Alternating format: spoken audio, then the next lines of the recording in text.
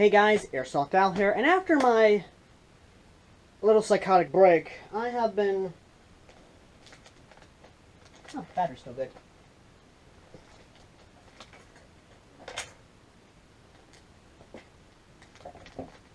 Sorry about that, I had to take a battery off a charger.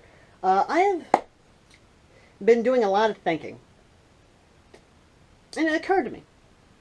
Even though some companies make horribly made plastic pieces of shit that fucking crush on them people, like, God freaking damn it! Fuck! But, namaste.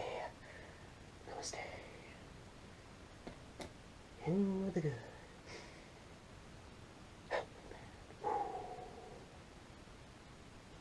Okay. I'm good. I'm good, you guys. I'm good. So I thought, what the hell? Why not review a gun that, even though it may look cheap, it's actually not. It's actually pretty damn decent. The gun I'm talking about? The FN Herschel Scar L.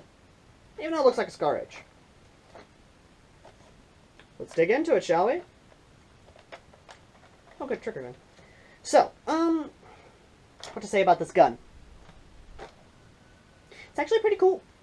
And the fact that it's designed in a way where the screws are in certain places is also very interesting, because I have seen people take off this pistol grip and attach a Magpul pistol grip to this gun. And that's pretty damn cool.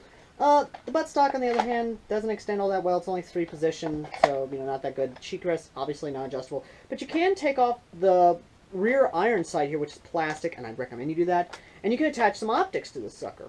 Now, what I have here is my own orange muzzle flash hider. But this is actually just a garden variety, garden hose thingamajig. I just attached it on there, and it actually does make it look a little bit more badass, a little much more intimidating. But it has 4 Picatinny rails, plastic obviously, but you can actually replace these for metal, which will definitely add some weight to it, which is also pretty badass. The buttstock does fold in. The sad part is it's not ambidextrous. It is righty-friendly only, so... yeah, kind of a problem. But I'm not going to add that in. Now, what's the backstory on this bad boy? Well, the Scar L is actually the brother to the Scar H. And that's the brother to the Scar H DMR variant, as well as the Scar H light machine gun variant. And you guys probably have found it in Battlefield 2, Black Ops 2, Zombies, Battlefield 4, Battlefield 3, all the battlefields pertaining to Modern Warfare. Now, as for the actual release date of the real steel variant, I have no fucking clue. However, the Springer version does stay true to it. Again, no hop-up, though.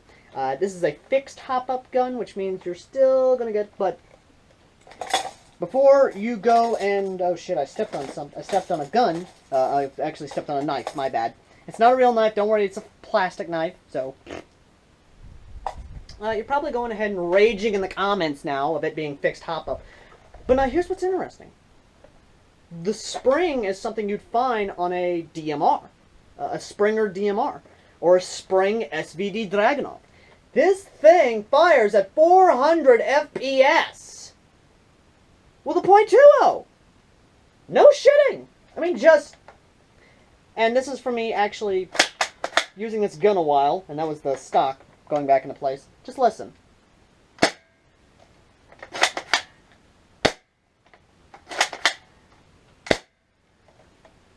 That's pretty damn hot.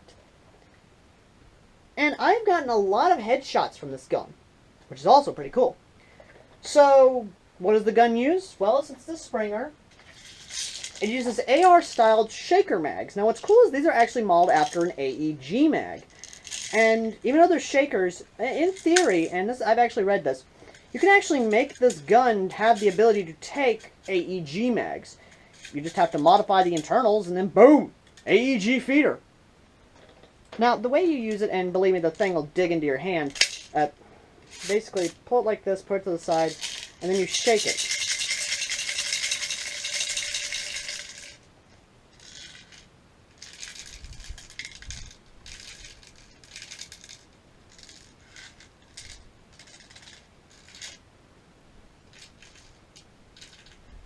Okay, yeah, that's it. I think. Well, damn, no.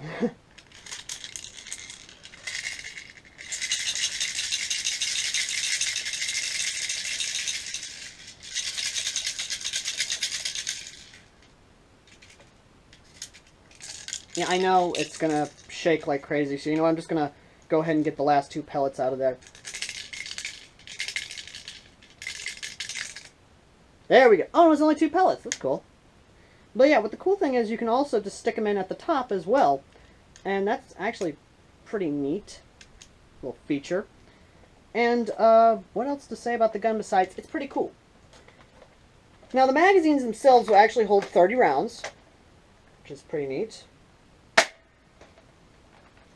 And the reservoir on the BBs is actually 500 rounds. So you got a lot of shake to do before you start running low, like I just did there. And the cool thing is, I do have an extra AR-style magazine for this gun. It did not come in the package, but what does come in the package is a pretty cool little red dot.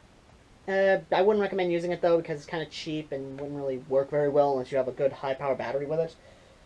And then it came with a cheapy plastic foregrip. Now, I also wouldn't recommend using the thing because it's also cheap and it breaks. So, enough of my gabbing. Let's go to the range. Now, for this range test, I'm actually going to be leaving the camera at one of the barrels to show test-wise. Oh, I'm just kidding. You're actually going to see me shoot the damn thing. Well, let's go do it.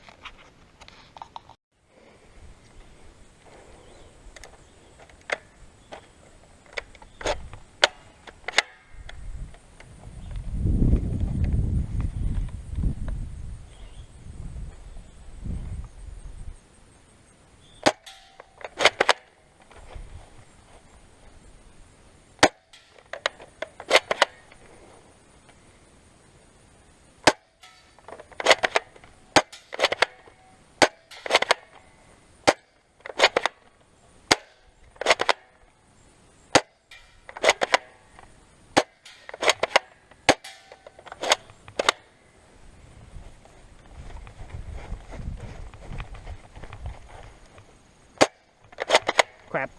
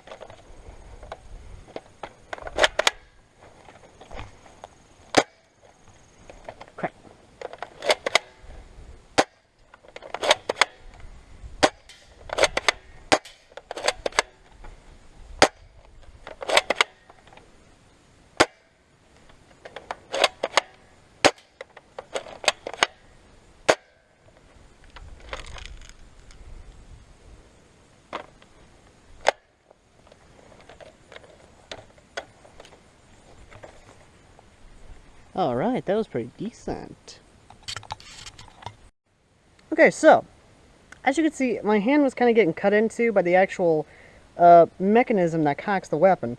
So, if I had to make a recommendation, change the charging handle. You can.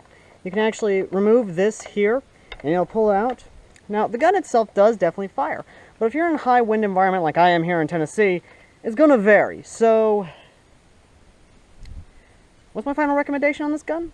Well, at a price of just $30, and the fact that you get a foregrip and a red dot with this sucker, and the fact that it's pretty dang good and powerful, I mean, you can hear the plinging going on. What the hell is with my hair? I have to give this gun a well-deserved 9 out of 10. It's a must-own. And, to be fair, a pretty underappreciated gun. Thank you guys for watching. I've been Airsoft Al. And remember, just because a gun looks cheap, doesn't mean it is. Research the company. See you later.